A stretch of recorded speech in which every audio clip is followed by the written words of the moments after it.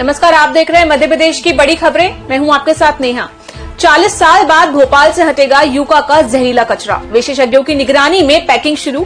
भोपाल की union carbide factory के गोदाम में रखे 337 मीट्रिक टन जहरीले कचरे को हटाने की प्रक्रिया शुरू हो गई है।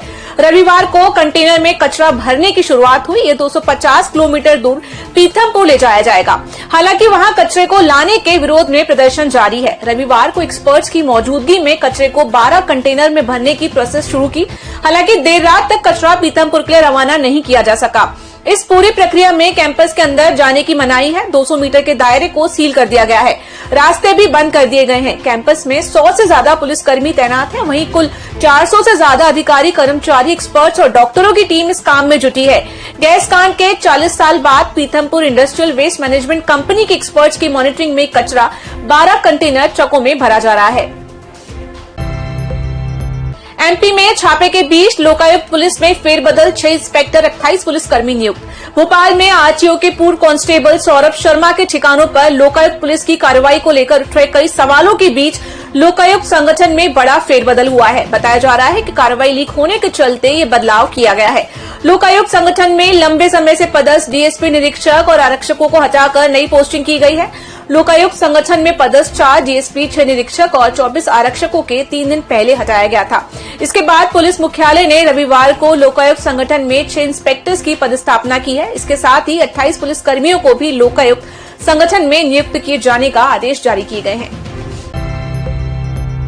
एमपी में नए साल का स्वागत कड़ाके की ठंड और शीतलहर के साथ। मध्य प्रदेश में नए साल के पहले दिन यानी 1 जनवरी से कड़ाके की सर्दी का दौर फिर शुरू हो जाएगा।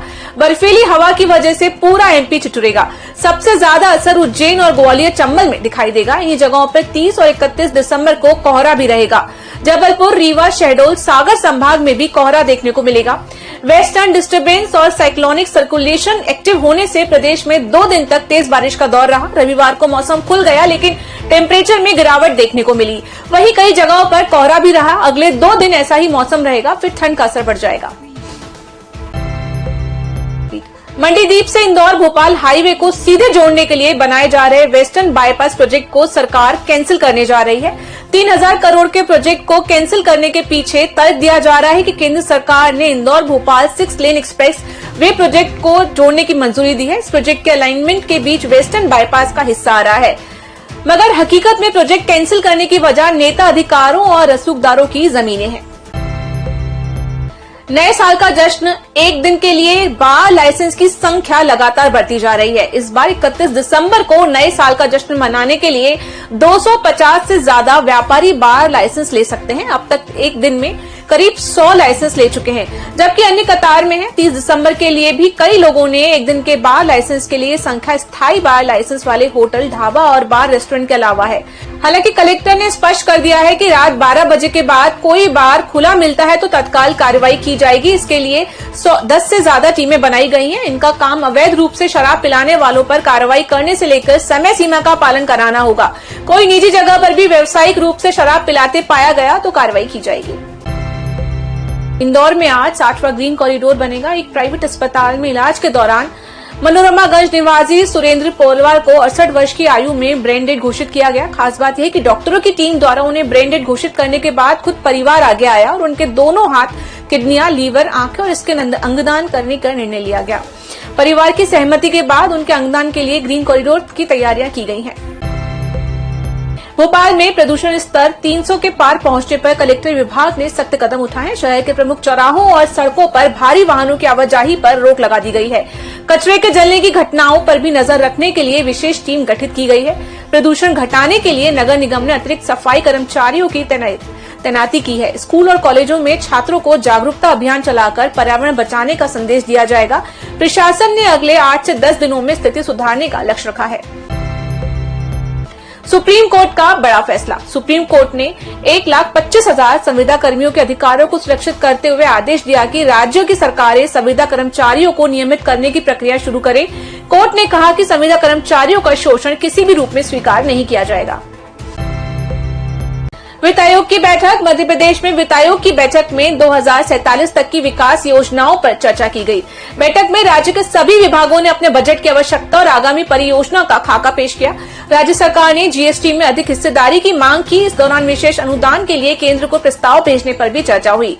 वित्त आयोग की टीम मार्च में राज्य का दौरा करेगी। सरकार का फोकस अगले 25 सालों में सतत विकास पर है।